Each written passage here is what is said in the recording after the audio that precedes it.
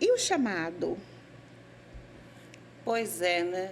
Chamado. Chamado. Quando a gente fala de chamado, a gente fala de alguém tá correndo. Porque você não chama quem já está fazendo o que você pediu para fazer. Interessante, né? Você só vai chamar quem correu, ou quem está longe, ou quem virou as costas.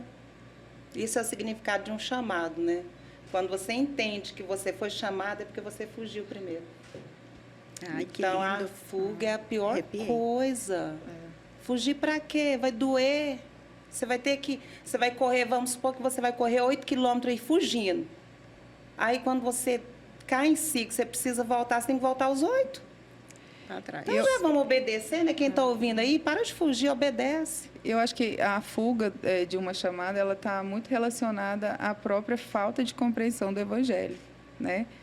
Porque quando a gente entende Isso é forte. o que é o Evangelho, né? Quando a gente entende o que a gente é enquanto igreja, servir deveria ser um privilégio. Mas muitas vezes a gente está na igreja, né? Eu sei que tem mulheres que me ouvem nessa tarde, que congregam, né? Que estão na igreja, mas que fazem isso que a pastora Sebastiana disse, fogem, né? E assim, eu confesso que uma das orações que eu fiz quando eu entendi o que Deus estava querendo para a minha vida foi, então eu quero tudo, né? Eu quero tudo que o Senhor tiver, tudo que... Claro que alguns dias a gente está mais triste, né? Menos motivada, mas eu acho que manter a chama, né? Algumas que me ouvem, né? Conhecem o meu testemunho. Eu trabalhava no fórum, né? Lá na comarca de Anicuns, e Deus um dia usou um profeta, porque eu quero lembrar que Deus ainda fala. Amém. Glória Deus a Deus. fala. Deus fala, Deus está vivo, usando pessoas. Amém. E Ele falou sobre esse chamado, né? Que eu não trabalharia mais para o homem, que eu trabalharia para Ele. Oh, meu Deus. Como é E doído. foi muito rápido. Foi no dia 14 de outubro de 2018. Ele falou no dia 31 de outubro de 2014. Ele cumpriu. Então, aí começou esse negócio de pregar, né? Até chegar aqui num podcast. Você já imaginou alguma vez que você, Laura Cristina, estaria no podcast? Não. Nem eu. Não. Nunca imaginei eu te muito ver aqui. menos. Nunca imaginei. Não. Quando eu orei a Deus, falei, Senhor, me mostra umas pessoas, né? Pra mim tá podendo levar lá a primeira vez e tal. E aí Deus mostrou a Laura. Eu falei... O senhor tem certeza? Eu pensei assim, era um prazer eu chamar, mas eu falei assim, será que ela vai aceitar? Será que... Até porque eu percebi que a pastora Sebastiana é muito boa no falar, né? Nas palavras. Nossa. Não aparece tão tímida, né? Então, eu imagino que quando Deus mostrou ela, o coração da pastora Amanda ficou mais calmo do que quando me mostrou a pastora Sebastiana. Então, a gente está o equilíbrio aqui, né? Ó, Deus faz tudo com perfeição. Né? Olha, E o chamado? Sebastiana? nem me fala. Eu quero só compartilhar algo aqui com vocês aqui, né? E também com as pessoas que estão em casa. Um salmo que fala muito comigo, que fala sobre a felicidade de termos o Senhor como nosso pastor. E é o Salmo 23, versículo 1, que diz assim, o Senhor é o meu pastor, nada me faltará. Então, assim, quando eu aceitei Jesus há 30 anos atrás, a primeira coisa que aconteceu comigo, aceitei Jesus no dia 13 de agosto de 1993. Naquele mesmo mês eu engravidei do Lucas. Só que o Lucas nasceu e o Senhor tomou para ele. Só que ele nasceu de tempo, eu cheguei a amamentá-lo, então assim, para mim foi uma das provas mais difíceis que eu tive que passar. Nossa. Mas ali eu já entendi um chamado, né, na minha vida, porque em momento algum eu culpei o Senhor, em momento algum eu disse para o Senhor que ele era ruim, em momento algum. Mas eu comecei a deixar o Espírito Santo trabalhar ali no meu coração, porque a única coisa que eu pensava, algo de bom o Espírito Santo vai extrair de mim com tudo isso que eu estou vivendo. Porque tudo que acontece de difícil ou de ruim nas nossas vidas, vai ter um momento que você vai olhar para o céu e falar, obrigado, Senhor, por tudo isso Tem que eu passei. propósito, né? É um processo. Então, assim, foram 18 anos eu buscando uma resposta para tudo aquilo. Então, quando era para o Lucas fazer 18 anos, o Espírito Santo nos visitou, a gente viajando para pregar fora, eu e o Valteir.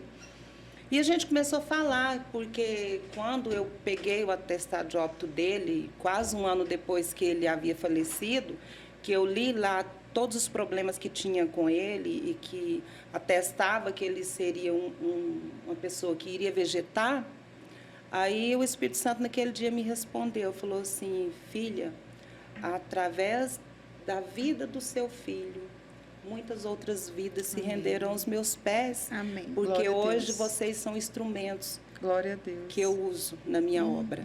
Então, quando a gente fala de chamado, quando a gente fala de ouvir esse chamado, a gente vai falar de renúncia, a gente vai falar de dores, dores profundas, às vezes na alma, às vezes no físico, mas sempre vão vir, alguma dor vai vir com tudo isso. E quando eu olho para esse texto, e esse texto, né, o original dele, fala que o Senhor é meu pastor e de nada eu tenho falta. Não fala no futuro, nada me faltará. Fala no presente, de nada eu tenho falta. Ainda que eu perca, ainda que eu deixe de ganhar ou deixe de ter alguma coisa, o Senhor não deixe faltar nada nas nossas vidas. E uma coisa muito interessante, pastora Sebastiana, é que... Sou eu. Fui abrir um link do YouTube. Bom, como ela é a pastora, a gente não vai brigar com ela. Ela está gerenciando o negócio aqui hoje. Eu fui abrir o link do YouTube, que eu preciso ver o povo, entendeu? Se tá tudo certo com o povo aqui. Se o povo tá ouvindo, se tem abraço com um monte de lugar, então, que depois a gente vai falar. Tem testemunhos. Amém. Tem glória a Deus e aleluia. Aí, como diz os jovens, deu ruim. Não, deu bom. A hora que eu abri. Deu bom porque todo mundo sabe que a gente está ao vivo. Amém. Né? Isso. Vamos lá. Essa questão, né, de perder. Muitas vezes, aquilo que a gente tem por perder, nós estamos ganhando, né? E, às vezes, a gente pensa que algumas coisas serão bênção, né? E nem sempre aquilo que parece ser bênção realmente vem a ser bênção. Eu lembro sempre de Saul, né? Quando ele se torna rei, aos olhos humanos, ele estava no topo, né? Seria maravilhoso para a vida dele. Só que quando a Bíblia diz, né, que a decadência, mesmo estando no trono.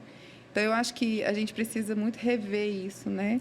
A questão de que o que realmente tem sido bênção para nós.